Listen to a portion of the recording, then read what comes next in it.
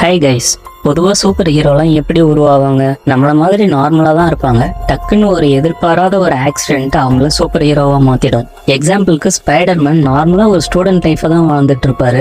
திடீர்னு லேப்ல இருந்த ஒரு ஸ்பைடர் கடிச்சு ஸ்பைடர்மேனாக மாறிடுவார்.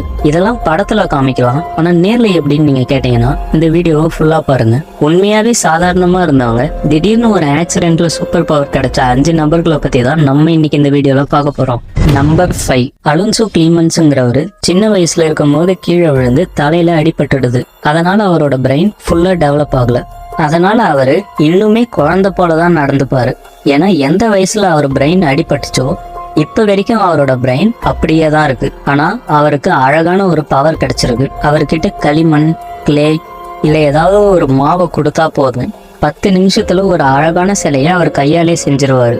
அவர் பண்ற ஸ்டாச்சு எல்லாத்துலயுமே அவ்வளோ நுணுக்கமான டீட்டெயில்ஸ் இருக்கும். அவர் பார்க்காத ஒரு விஷயத்த அவர் முன்னாடி எடுத்துட்டு வந்து வச்சா கூட 20 நிமிஷத்துல அவ்வளோ அழகான ஒரு சிலையை செஞ்சு நம்ம கையில கொடுத்துருவாரு. ஒர்லாண்டோ செரில்ங்கிறவரு சின்ன வயசுல பேஸ்பால் விளையாடும் போது பால் அவர் தலையில பட்டுடுச்சு. ஒர்லாண்டோ அங்கேயே மயக்கம் போட்டு விழுந்துடுறாரு. ஆனா கொஞ்ச நேரம் கழிச்சு நார்மல் ஆகி வீட்டுக்கு வந்துடுறாரு. வீட்டுல இருக்கவங்க கிட்டயும் எதுவுமே சொல்லல. அதுக்கப்புறம் ரொம்ப மாசத்துக்கு அப்புறம் அப்பப்ப தலைவலி வந்திருக்கு. திடீர்னு பெரிய பெரிய கால்குலேஷன்ஸ்லாம் அவரு கால்குலேட்டரே இல்லாம மைண்ட்லயே கால்குலேட் பண்ணி ஆன்சர் பண்ண ஆரம்பிக்கிறாரு. அதுக்கப்புறம் ஏதாவது ஒரு டேட்டை சொல்லி அன்னைக்கு என்ன பண்ணன்னு கேட்டா கூட கரெக்டா என்ன சாப்பிட்டோம் என்ன பண்ணோங்கிறத கரெக்டா சொல்லுவாரு.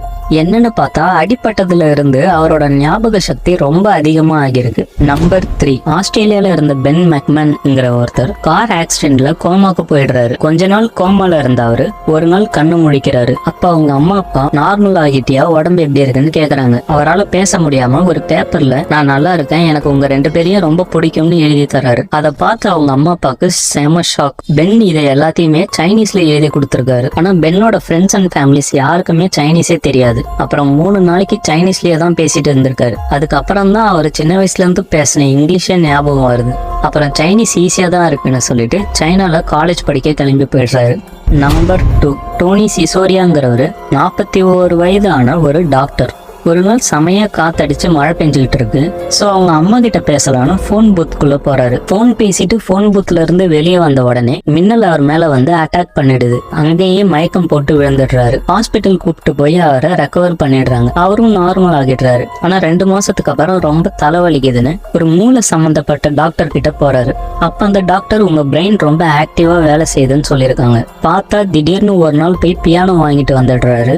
2 நாள்ல அந்த பியானோல மியூசிக் கம்போஸ் பண்ணவும் ஆரம்பிச்சிடுறாரு. ஆனா மின்னல் அட்டாக் பண்றதுக்கு முன்னாடி மியூசிக்கை பத்தி கொஞ்சம் கூட ஐடியாவே இல்லை. ஆனா அதுக்கப்புறம் 2017ல நிறைய பேருக்கு முன்னாடி ஒரு பெரிய ஸ்டேஜ் பர்ஃபார்மன்ஸ் பண்ணியிருக்காரு மியூசிக் கம்போஸ் பண்ணி. அவர்கிட்ட இதை பத்தி கேட்டப்போ எனக்கு ரொம்ப வருஷமா மியூசிக் கத்துக்கிட்ட மாதிரி இருந்தது, நானும் அப்படியே மியூசிக் கம்போஸ் பண்ண ஆரம்பிச்சிட்டேன்னு சொல்லியிருக்காரு. நம்பர் 1, டாமிங்கிற ஒருவர் கன்ஸ்ட்ரக்ஷன் ஒர்க்கர். அவருக்கு 51 வயசு ஆகுது. ஒரு நாள் ரெஸ்ட் ரூம் போயிட்டு வரும்போது பக்கவாதம் வந்து கீழே விழுந்துடுறாரு. ஸோ ஹாஸ்பிட்டல் கூட்டு போய் அட்மிட் பண்ணிடுறாங்க. ட்ரீட்மெண்ட்லாம் முடிஞ்சு கண்ணை திறந்து பாக்குறாரு. அப்ப டாக்டர் எப்படி இருக்கீங்கன்னு கேக்குறாரு. நான் நல்லா தான் இருக்கேன், ஆனா என் மைண்ட்குள்ள ஏதோ பிக்சர்ஸ் தான் தெரியுதுன்னு சொல்லியிருக்காரு. என்னன்னு டிரா பண்ணி காமிக்க சொல்றாங்க. அதுல இருந்து 11 வருஷத்துக்கு வெறும் டிராயிங் மட்டும் தான் பண்ணிட்டு இருந்திருக்காரு டாமி. டெய்லி 19 மணி நேரம் டிராயிங் பண்ணிட்டு இருந்திருக்காரு. ஆனா அவர் எதையுமே பார்த்து வரையல. அவர் மைண்ட்ல என்ன தோணுதோ அந்த பிக்சரை மட்டும்தான் வரைஞ்சுக்கிட்டு இருந்திருக்காரு. அவர் வீட்டுல இருக்க எல்லா வால்லையுமே வரைய ஆரம்பிச்சிட்டாரு. அப்புறம் அவர் டிராயிங்ஸ் எல்லாமே ரொம்ப ப்ரொஃபஷனலா இருந்திருக்கு. உங்களுக்கு எந்த மாதிரி சூப்பர் பவர் வேணும்னு கமெண்ட்ல சொல்லுங்க. அப்படியே மறக்காம சப்ஸ்கிரைப் பண்ணிடுங்க.